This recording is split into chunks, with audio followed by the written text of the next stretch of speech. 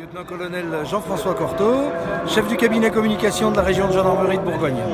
Alors aujourd'hui, on va regarder les véhicules d'intervention, retraités, jeunes retraités en ce qui concerne la fameuse Subaru Impreza qui finalement n'a pas fait long feu.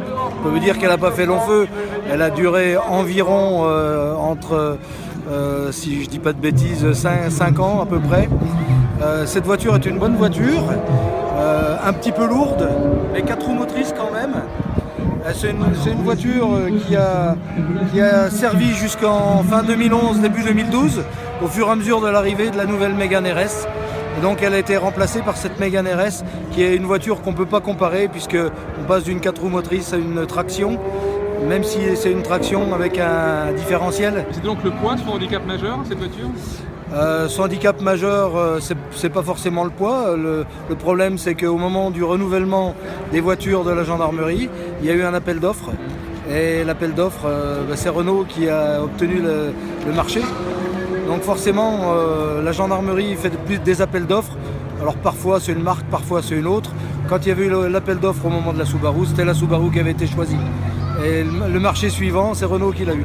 Donc la gendarmerie est retournée dans le giron français parce qu'il y a une grande histoire entre les constructeurs français et la gendarmerie. Il y a une très grande histoire entre les voitures françaises et la gendarmerie, surtout les voitures rapides. Ça a commencé avec la Matra Jet qui était animée par un moteur de R8 Gordini dans les années 60. C'était les premières voitures rapides d'intervention, rapidement remplacées ensuite par l'Alpina 110, l'Alpina 310 avec un épisode aussi de la SM qui n'a pas duré très longtemps parce que c'était une voiture qui était très gourmande en carburant et comme elle est arrivée au moment du choc pétrolier, ça n'a pas duré très longtemps. Ensuite, après la 310, on est passé plutôt sur des berlines.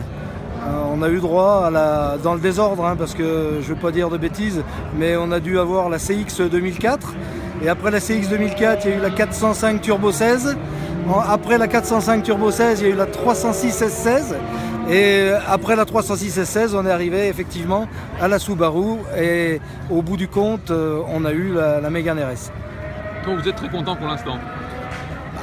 Il faudrait demander aux pilotes des Mégane RS. Moi personnellement, je trouve que c'est une très bonne voiture que j'ai eu la chance d'essayer et c'est une très très bonne voiture. On va demander son avis à Lorenzo parce que c'était aussi l'ancien safety car du circuit.